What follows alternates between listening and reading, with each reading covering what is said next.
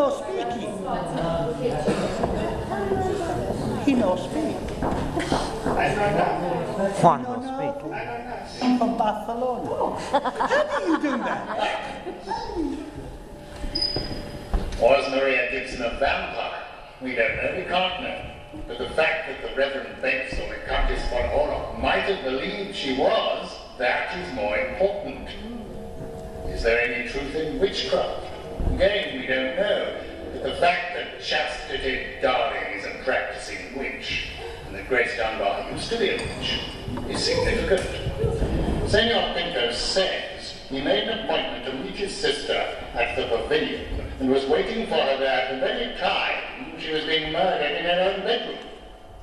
There's no facts that any such arrangement was actually made, no evidence, only his note saying he wanted to see her.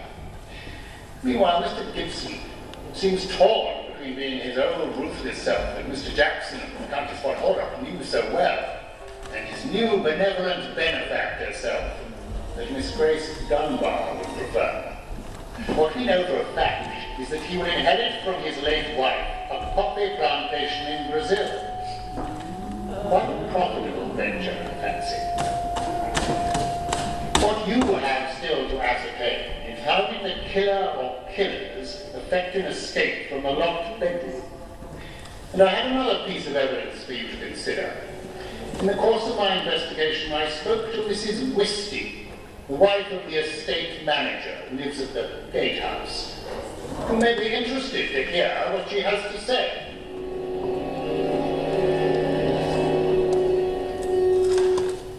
My name is Emily Whisty. My husband, Mr. Whisty, and me, we live at the gatehouse at Four Place. Last Thursday I couldn't sleep. I couldn't sleep when it's a full moon, and I was up and about when I see through the window someone going down the drive.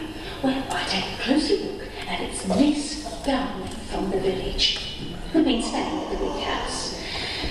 She was on foot, and she went past the gatehouse, down the road, away from the village. She was on her own, at least I thought she was on her own. Then, 1 or 2 minutes later, along comes the vicar as well, Reverend Bates that is. He comes and follows after her, down the road and away from the village as well. That must have been about 11 o'clock, because I heard the church clocks chiming a couple of minutes earlier. Yeah. Who's playing the violin?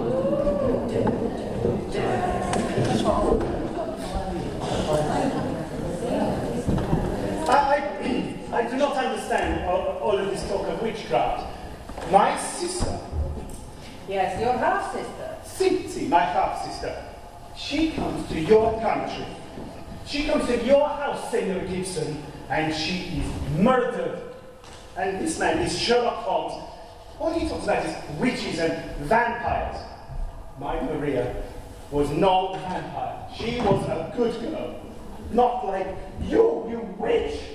Well, to which witch are you referring? Okay? Which witch? Which witch?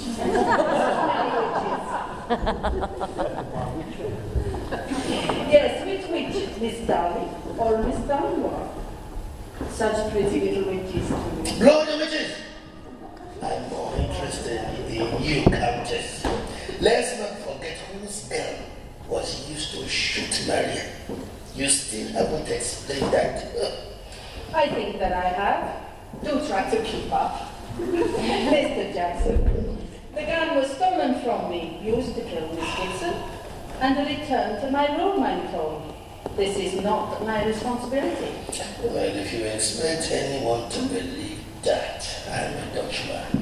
You are an idiot. But you are a Dutchman. I'm not a Dutchman. I'm a boy. Indeed you are. Hey, stop squabbling, you two. We're on the road to nowhere at the moment. We gotta move. We gotta find out who killed my wife. Quite right. We must not forget the dearly departed.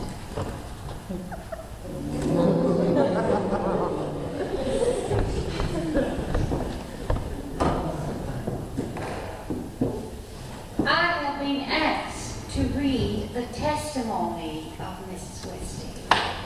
Exhibit G, which you already have. My name is Emily Westy. My husband, Mr. Westy, and me, we live in the gatehouse at Thor Place. Last Thursday, I couldn't sleep. I can never sleep when it's a full moon. And I was up and about when I see through the window someone coming down the drive. Well, I had a closer look, and I saw that it was Miss Darling from the village who'd been staying in the big house. She was on foot and came straight past the gatehouse and out onto the road in the other direction to the village. She was on her own. At least I thought she was on her own. But then, about 2 or 3 minutes later, along comes the vicar as well, Reverend Bates, that is. He comes on after her, and he goes down the road away from the village as well. That must have been just after 11 o'clock, because I heard the church clock chiming a minute or so earlier. Reverend Bates? Where exactly did you go on Tuesday night, and what on earth were you up to? I have heard for a very long time that local witches gather on significant nights, like last Tuesday.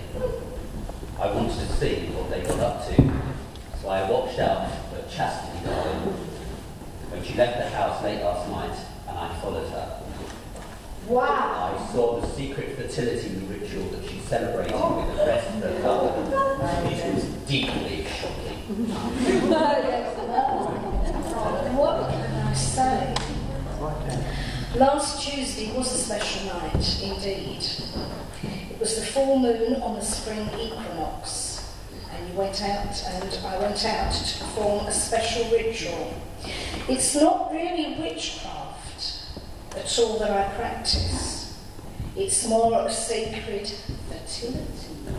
fertility ritual to celebrate the birth of the spring. It's an ancient and honourable tradition that I belong to. I don't go in for sacrifices or any of that stuff.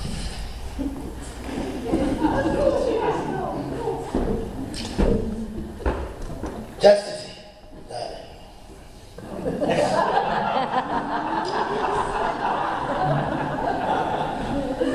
Chastity said she was asleep at the time of the murder.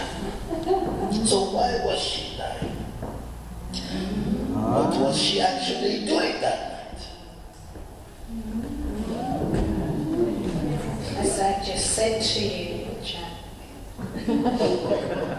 last Tuesday was a special night. Full moon on the spring equinox, and I went out to perform a special ritual. It's not really witchcraft that I perform.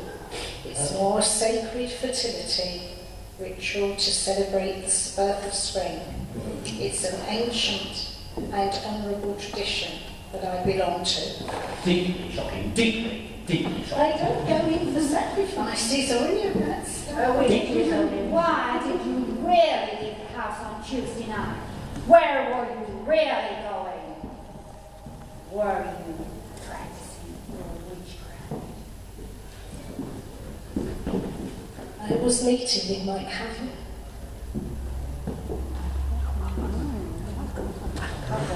We know the Chastity's witch. It's out in Nottingham.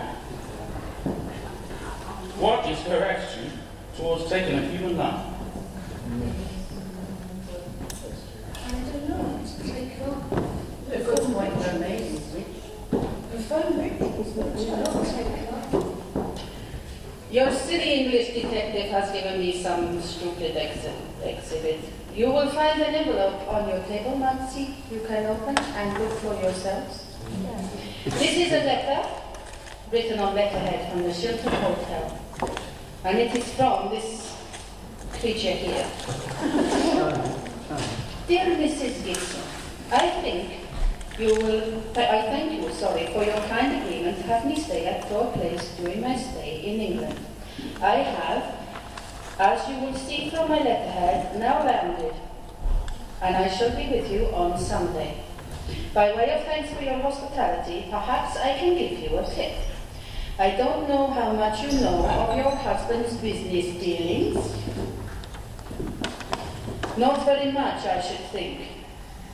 If he's behaving as he normally behaves, but believe me when I say that things are looking bleak. Why did you not tell me that you are my friend? I hear reports from all quarters of the globe that his investments are in serious trouble. You may wish to distance yourself from him before the crash comes. How could you know these things? Countess, you seem very interested in werewolves and vampires. You always carry a stack of silver bullets. Is it perhaps you're obsessed with the subject? A bit unhinged, perhaps? And do you think that Maria was a witch? I think Maria was a witch. Yes, I do. But I'm not obsessed with vampires. I am merely interested. Any sensible person should protect themselves from these people. Back in Transylvania, there are lots of vampires. And sensible people take precautions. I have killed a couple of werewolves and a few vampires. Several times members of the undead, but please do not tell your civil detective this Sherlock person.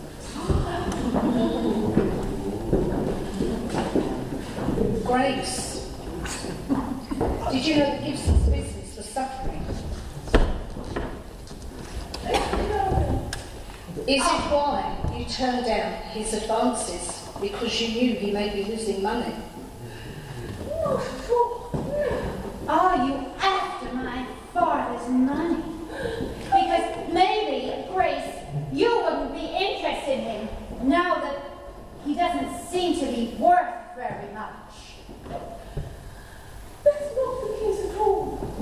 Senora Gibson, now that you've inherited this coffee plantation, given that your businesses are failing, do you see this as a way out of your difficulties? I certainly think that it will help to pay my debts, yes. So my sister's death was a good thing. I don't think it was a good thing, no, but it's going to help me out of the situation, certainly. And I did not kill her.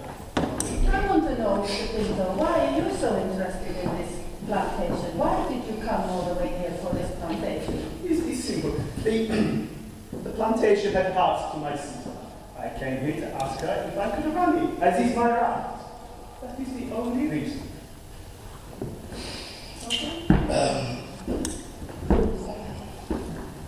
J. Neil Gibson,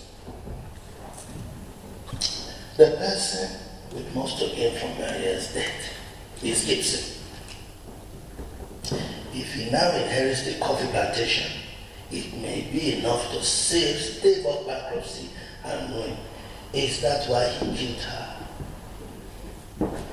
Why? Because the only thing that I told about you with Senor Gibson, Senor Jackson, and Senora Dunbar.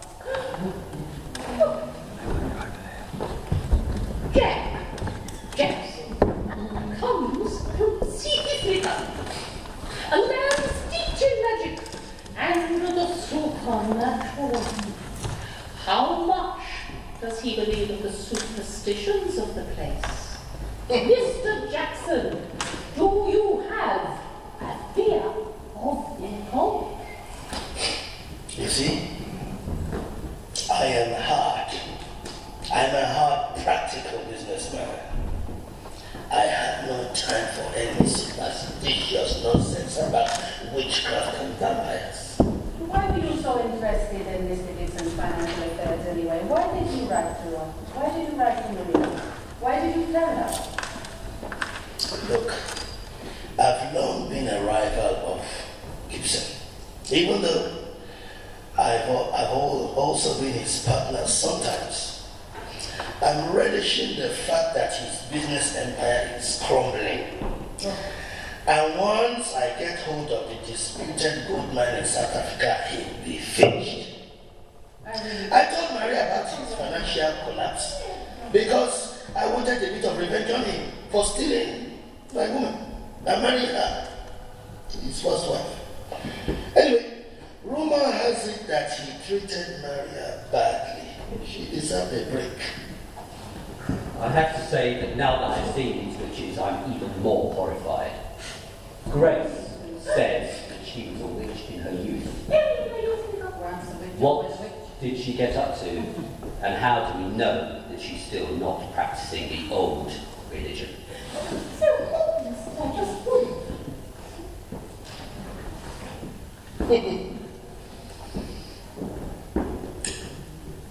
The fact that Jane Neal Gibson will inherit the coffee plantation means that Mary Lou's own inheritance will have grown considerably. Has she thought of that? I had no idea that Papa was in serious financial trouble. And I didn't know about the coffee plantation that my stepmother had inherited. I know nothing about money, except that there's always been plenty of it around. And you like spending it. Well, if it's always around, what do? You spend it. Here's a good point, lady. Here's a good point. Your third course will be served very shortly. Thank you very much.